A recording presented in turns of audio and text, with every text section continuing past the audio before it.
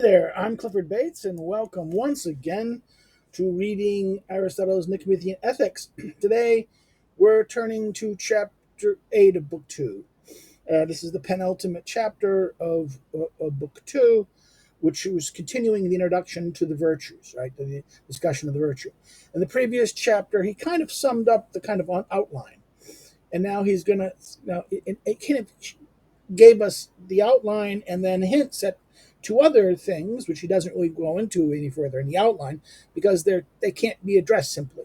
Those are the one he calls one-on-one the question of justice, and then two, the intellectual or rational virtues, the intellectual virtues, or the virtues of reasoning, right? Which he will discuss in book 6, and as well as justice in book 5. The rest of this, right from here, he will go right into, the argument is that what about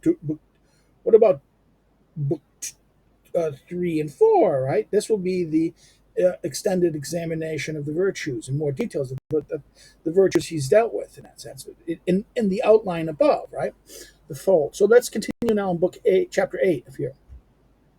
There are then three dispositions, two of them vices, one relating to an excess and the other a deficiency, and one of them a virtue, namely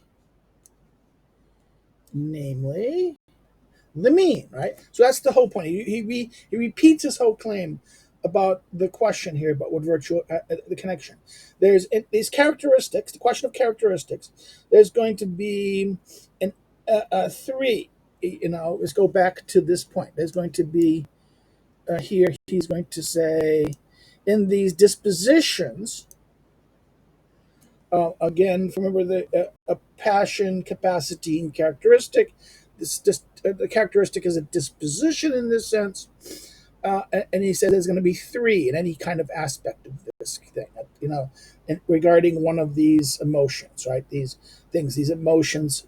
In other words, we start with a passion, we then have a capacity, and then we have a characteristic. And of the characteristic, he says that any one of these, there'll be three dispositions.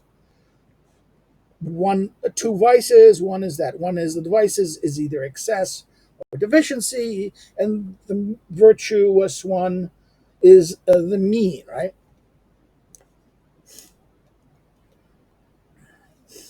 All are in some way opposed to all.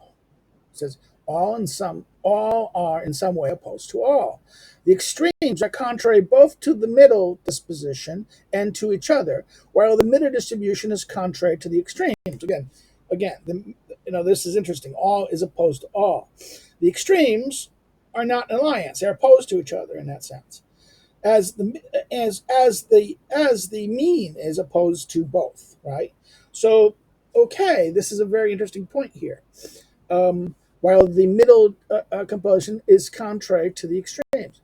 For just as the equals is greater when compared to what is lesser, and lesser when compared to what is greater, so the middle characteristics are excessive when compared to the deficient characteristics, but deficient when compared to the excessive in both passions and action. So this is what he's saying now. The mean is excessive to the defective, but it is deficient regarding the excessive. Okay, so therefore, this is an interesting point, and it's, in other words, the mean is still an opposition here in that sense, and therefore, it's greater or lesser depend on what it's in relation to. He says here. So therefore, and again, both concerns of passions and actions, right? That in terms of passions and actions, we're concerned here with the question of excess and deficiency, and doing it in the right amount. The question of the mean is always the right amount in this sense, right? The courageous person appears reckless when compared to the coward, but when compared to the reckless person, he appears a coward, right? This is the point. This is the problem of this. It's relative. Perception of virtue is always going to be relative to the agent's viewpoint. So the reckless person will look at the the courageous person and view him as a coward, but the whereas this is the why this is can relational in that sense. And simultaneously, the moderate person appears licentious, sophosunes. Moderate person is the person who is sophosunes, right? Sound-minded, and that this is why sophosunes is a very interesting. The word we translate as moderation here is sophosune, and this is a very interesting concept because it literally means sophosune is sophos, wise, sune, wise-minded, right? Therefore, soundness of mind, moderate in that sense, appears licentious when compared to the insensible one, but when compared to the licentious one, insensible. The liberal person, when compared to the stingy, appears prodigal, but when compared to the prodigal, stingy again. Because he's deficient in that sense. He's not as spending as this. So therefore, he goes through shows how the different conditions, all the three states, the three conditions, the excess, the mean, and that are going to be opposed. There's going to be from the point of view of the excess, the mean looks deficient, as well as the deficiency of the other extreme, right? The deficiency extreme. So and likewise, from the point of view of the deficient, the mean looks excessive, as much as no less excessive than the extreme of excessive, but the excessive point. Then this is why we have to understand this point. He goes through the question of courage, insensibleness, moderation, and liberality, right? Hence, each of these at the extreme pushes the person in the middle over to the other extreme. So, therefore, this idea, in other words, both of these, the extremes will push the person in the middle. If it pushes it, will push them into the other extreme, right? Likewise, in that sense, right? Um, the coward calls the courageous man reckless. The reckless calls him a coward. And analogously in the case of the others. Similarly in the case, and the analogy works also in the truth of the other. From the spendthrift versus the stingy person, the spendthrift looks at the liberal and say, "Oh, you're just stingy." Well, the stingy is, "Oh, yeah, you're just a spendthrift," right? Again, this is the way this logic of the system works in this sense. And although these are opposed to one another in this way, the greatest contrary lies with the extremes in relation to each other rather than in relation to the middle term. In other words, again, for these extremes stand at a greater remove from each other than they do from the middle. Just as the great stands at a greater remove from the small, and the small from the great, than either strand from the equal. In other words, the small and the great. In other words, he's saying that it is the extremes that are the most radical, the most contrary to each other in that sense. And whereas the mean is kind of between them in that sense, right?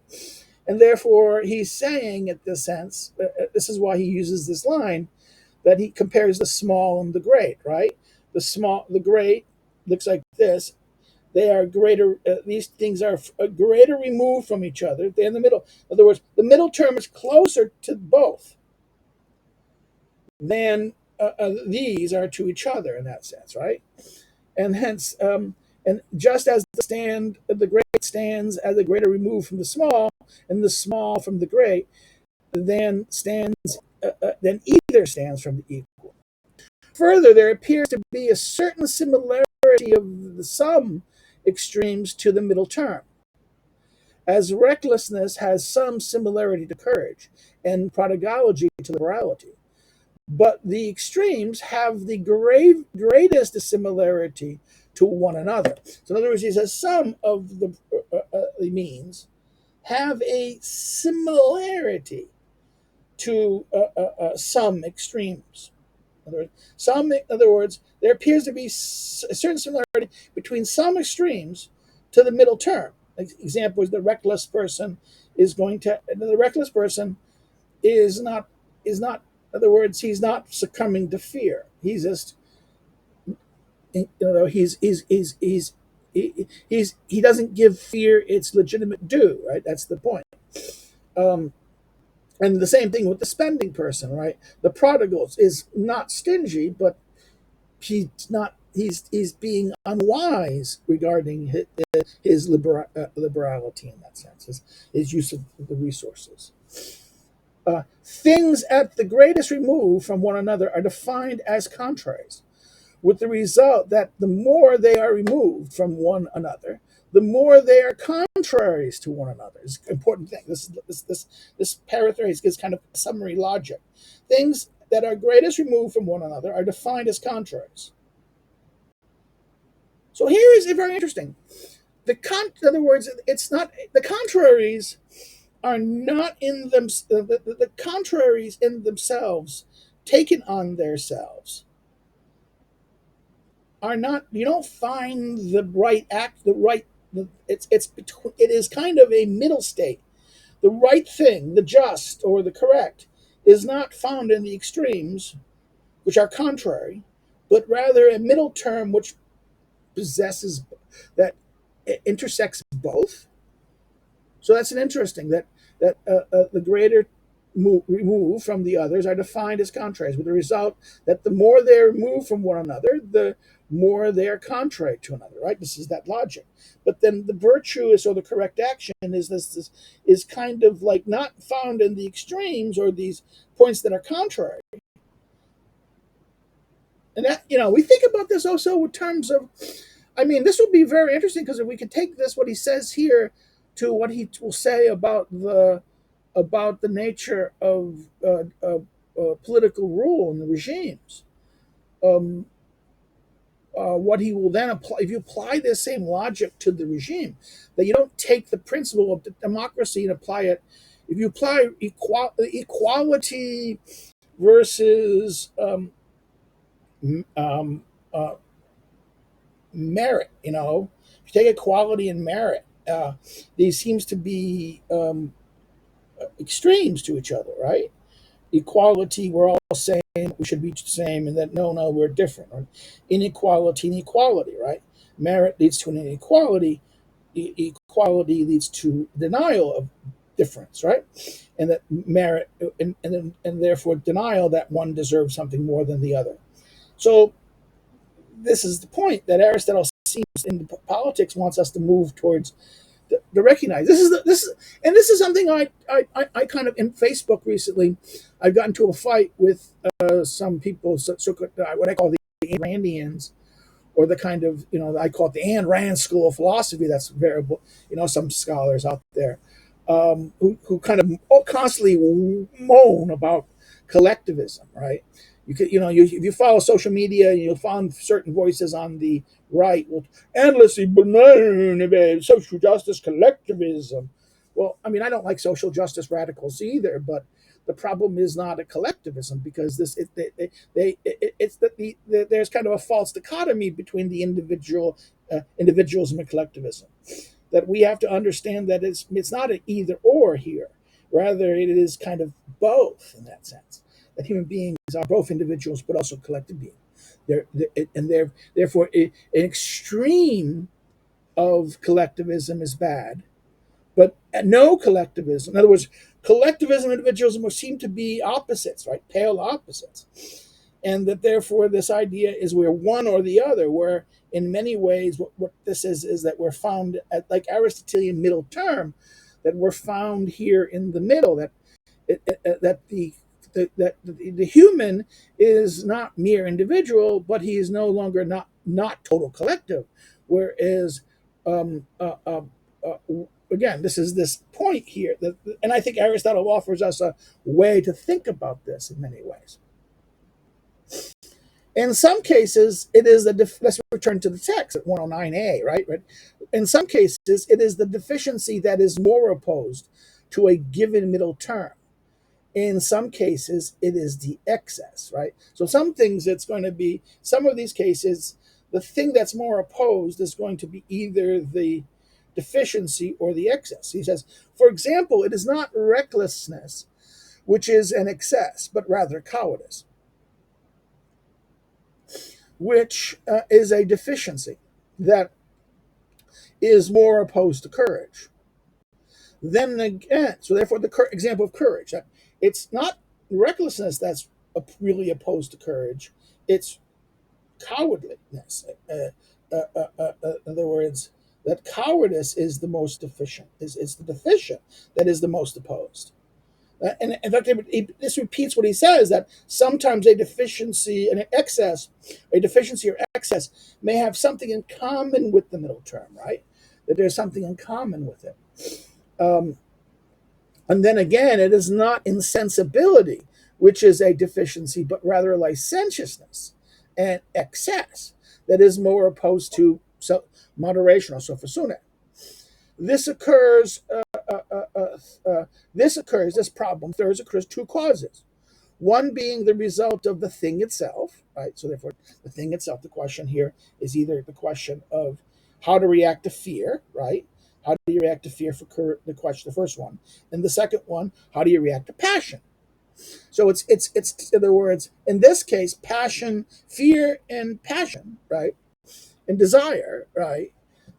These two cases, it's tied to this.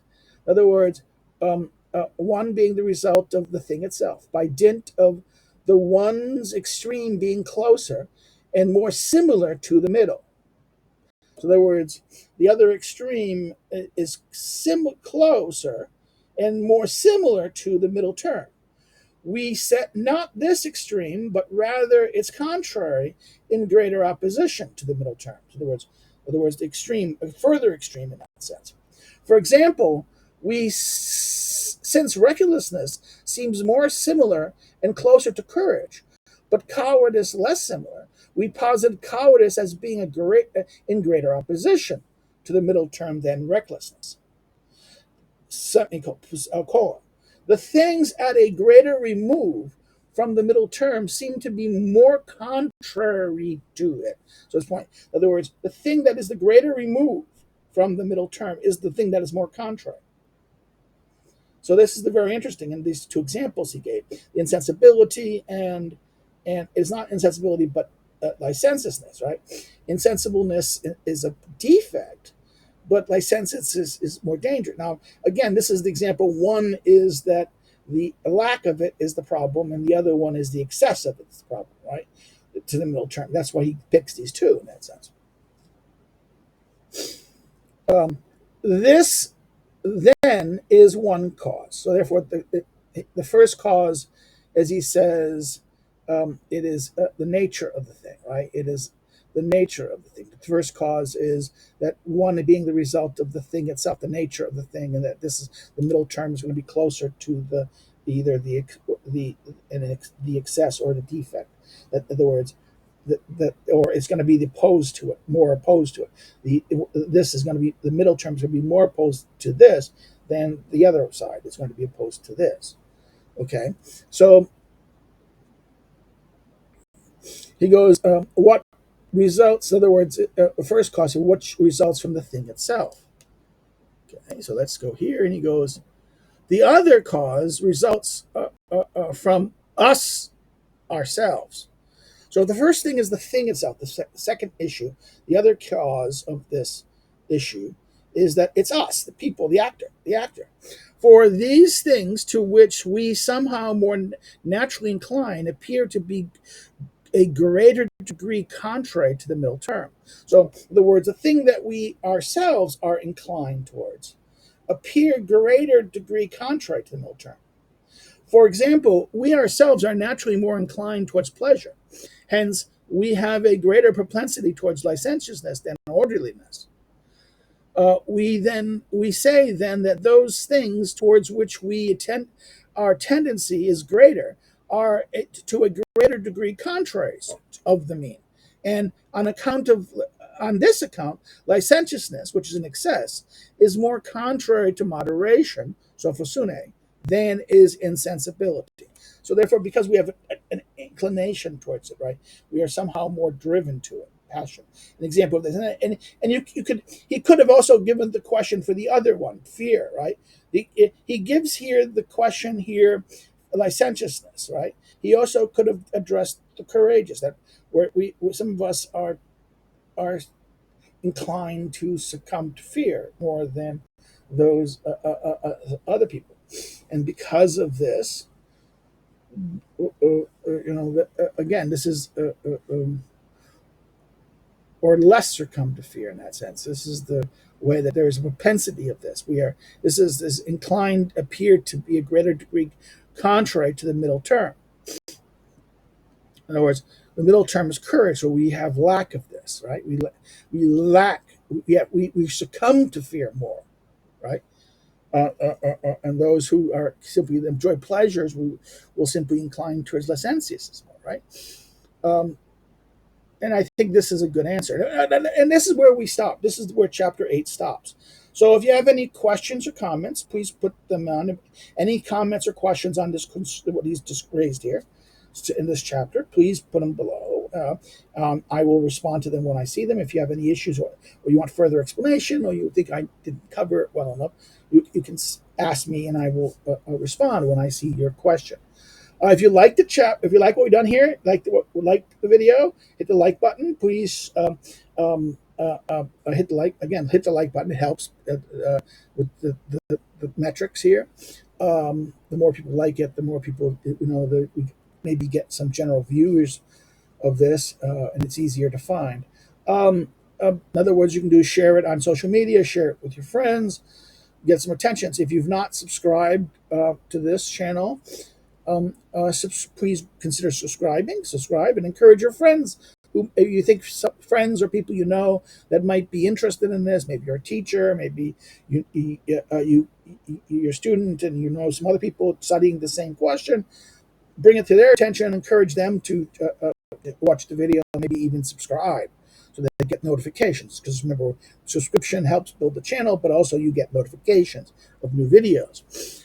If you didn't like it, you can always hit the thumbs down button, but say why in the comments. That way people can learn. Maybe you can correct me, and then we all learn, right? That's the whole point of why I'm doing this in that sense, kind of and why am I going through it the way I am too? Not having just a big 30-minute video talking about the whole chapter. No, I wanted to get into detail and get you looking at this great text. Another thing you can do is, you want to follow me on social media, you can do so through the links are listed below. If you want to know more about me as a researcher and a scholar and see my research and things like that, you can look at the academic social media, which directs you to those issues below the social media links. Or if you want to help me do what I do, the way you can do so, apart from finding my email through my social media, and sending an Amazon gift card, you can. I'm joking. No, I'm not joking. Maybe you should do so through subscribe. Become, help assist through subscribe to our Patreon. The links list below. Another way you could help me do what I do is to buy one, if you've not already done so. Buy one of my books, either for yourself or for someone you know. The books are listed below, my 3 books that I published. If you order the Lulu book, it's the one that if you're studying, someone studying the politics, Aristotle's Politics, the Lulu book called A Notebook for Aristotle's Politics is probably an excellent study guide to help you go through the politics and how it's. I was hoping to make it cheaper, but it's not that bad. Given that,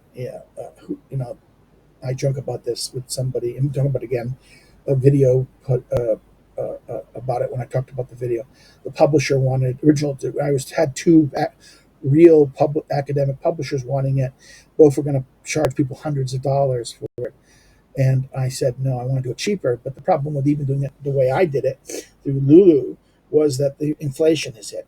If it wasn't for the COVID inflation, the book would have probably been for under like $15, $15. But the cost inflation has driven it above 20, almost 30.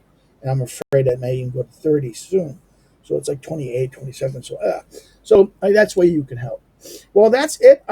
Next time we meet, we'll finish chapter 2 up with looking at not chapter. We'll finish book 2 of ethics up with looking at chapter 9. Okie dokie. Take care. Have a good day. Bye bye. See you later.